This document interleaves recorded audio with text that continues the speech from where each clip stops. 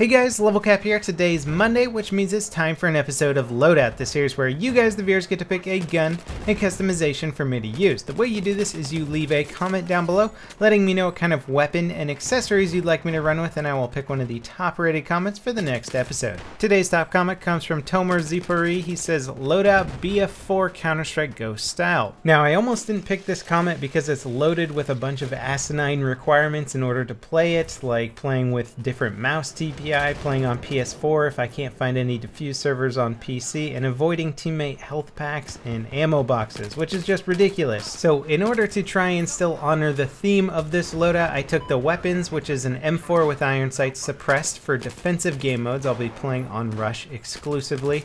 And then I took the AK-12 with iron sights for the offensive game mode. I still maintained no gadgets whatsoever on this kit, just being pure to the guns themselves. I'm using a CZ75 for the sidearm and flashbangs only. Now, using the M4 with a suppressor certainly does bring up a lot of Counter-Strike memories, and it looks very similar in many ways. However, Counter-Strike, you don't ever have to aim down sight, which is nice because the iron sights on a freaking M4 are god awful, especially in Battlefield. I can understand how somebody might use iron sights in real life because you don't have to shoot somebody 5 or 6 times in a row in order to drop them. It's usually just 1 or 2 shots and they're down, in which case iron sights should be more than adequate for most engagements. But in Battlefield, it's very, very hard to track a target and hit them multiple times with a burst fire only weapon. And in that regard, Hardline cannot come soon enough because they're bringing back the M4. It's a cool, more modern, upgraded M4, and it's got full auto and it kicks ass. I can't wait to get my full auto M4 back. I'm really sick of these burst fire weapons. The M4 is one of the most iconic guns in the world, and it's relegated to a simple burst fire mode in Battlefield, making it borderline useless. Now, burst fire actually makes a lot of sense in real life. If you want to put, say, 3 shots down range in a fairly accurate cluster, then that's perfect. Most people won't survive 3 shots. Battlefield, 3 shots is nothing. Anybody can withstand that. So you've basically got a gun that's got a burst fire mode that's never ever going to kill somebody with 1 burst, making it difficult to use because the gun bounces after each burst, throwing off your aim and also slowing down your overall rate of fire. As for using the suppressor with this gun, it's certainly hard to find fault with the suppressor in this game, but I will say that it would have been more effective if I were playing offensively. That way I could flank around, try and get behind the enemy and not show up on the minimap.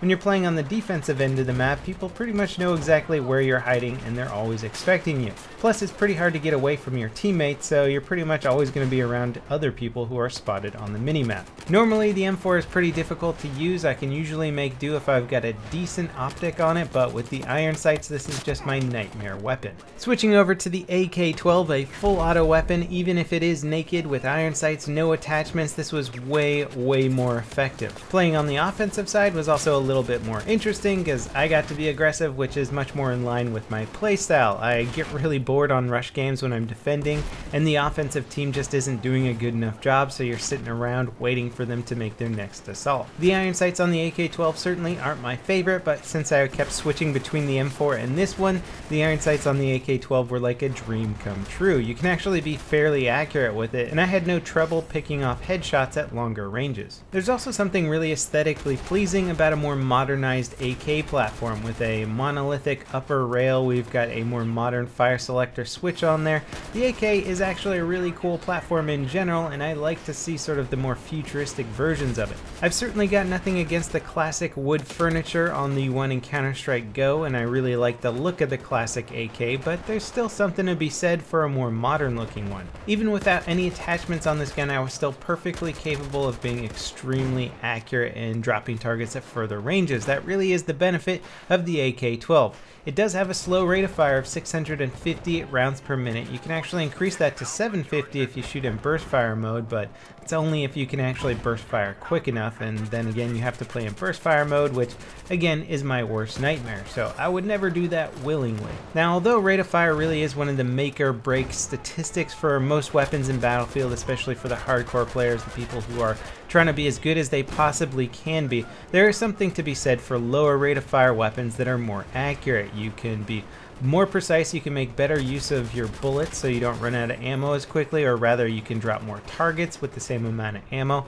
and they end up being a bit better at longer ranges. You can also potentially get more headshots or upper body shots if you take your time. And here I'm just cleaning up some leftovers after we took out the 2 MCOMs in Rush. I always like that state in any Rush game when you've taken the 2 MCOMs and there's sort of the remaining forces of the defensive team still there, and they're sort of up for grabs or making their last stand before your team overruns them. Now, generally speaking, I find flashbangs to be a very ineffective grenade. I'd much rather have an M67 frag, but this is by far the most effective flashbang I've had in a while. I flashed all those guys there and got a quad kill. Not even a single bullet came flying back my way in return fire. That's pretty much the best way you could possibly ever use a flashbang. Unfortunately, it rarely works out that way. Usually you throw it around a corner, get a hit marker, think the guy's flashed, run around that corner, and then just get mowed down because everybody's expecting somebody to come running around that corner after a flashbang just went off, and usually it hasn't blinded anyone. And unfortunately, I really don't think they should be increased in power, because if you give this many players all flashbangs, it's not going to be a very fun game to play. You're going to spend most of the time just looking at a white screen. So it's one of those things where you have to reduce their effectiveness and power just enough so that, generally speaking, they're not very effective, so not too many people are going to use them. At least you get plenty of flashbangs to throw, so if you're not sure if you hit your target the first time, throw another one, maybe even throw another one after that. You got plenty to spare. And throwing all tactics and skill out the window, nothing really beats a cheap camping spot like I have right now when it comes to just wrecking the enemy team. As much as I liked running the AK-12 stock, I certainly would have preferred a red dot sight on here, possibly an ergo grip or even an angled foregrip, depending on what playstyle I was going for. I feel like an ergo grip would actually be quite ideal for this weapon. Then you could use a flash hider or even a heavy barrel if you really wanted to mess around with that. It would give you a lot of strafing accuracy because both heavy barrel and ergo grip improve that statistic, so it would be a fun little platform to mess around with. And here my team is running low on tickets. We're trying to flanking rat to get in behind and potentially cover B MCOM from a different angle. But the defensive team is dug in really well here, and despite how many kills we get and how many teammates I'm able to spawn close into the MCOMs, we never really seem to be able to push through. 64-player Rush is a tricky game mode, and it usually relies on certain exploits to push through to the next set of MCOMs, like massive UCAVs or mortar spam or something like that, to really disrupt the defensive team enough to get in close enough to those MCOMs. And it's unfortunate because 32-player Rush has always been one of my favorite game modes, and it's practically impossible to find in Battlefield 4, at least on PC. And we managed to get down the B MCOM, and I'm trying to keep the enemy team at bay, basically killing their reinforcements as they come into the battle, hopefully giving my team enough time to set up a beachhead, if you will, or reinforce their position and move up towards a MCOM. We're running low on tickets, getting really close to the MCOM, but I managed to get myself tucked away in a corner and I can't really make it out to the MCOM. And right when I'm about to make my last push, the tickets go down really fast and we can never get it armed. It was a good game overall. The defensive team put up a great fight. Don't forget to leave your comments for the next episode of Loadout, letting me know what kind of weapon and accessories you'd like me to run with. And as always, guys, I'll see you next time. This is LevelCap signing off.